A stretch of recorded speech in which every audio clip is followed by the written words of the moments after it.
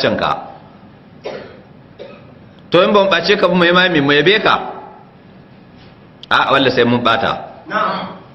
mu yi ma nasiha mu karanto ma aya mu karanto ma hadisai sannan mu gama da zagi da ƙwaryar zagi mu biyo baya da ƙwaryar zagi in an ka tambaye mu ce gashi har manyan mu suna yi sai na Abubakar ya bata na fatar kun fahimta kuma ɓaci har mai gidan sayyidina Abubakar yana yi fiyayyen halitta duka duniya manzon Allah sallallahu alaihi wasallama har da shi yana zagawa in halin zagi ya kama a kurbatsa a ce in kawo hujja har manzon Allah yana zagi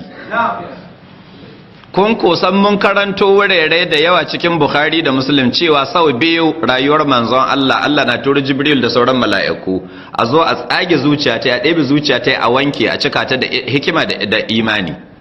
ko sau biyu ana mai wannan operation ni so nawa an ka wanke min zuciyata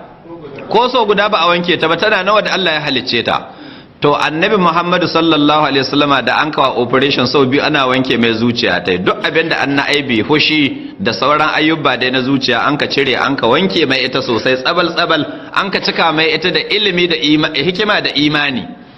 amma duk da haka rai ne yana baci ya zaga sannan ni ku ce in bar zagi in kyale ai ta saba ma Allah ubangiji na ko batawa a ce ka in yi don Allah ku yi mini adalci ha ba ku yi adalci ba ku da ka cewa in bace ba ku yi adalci ba bace ba a bari in halin baci ya kama za mu bata ina fatar kun fahimta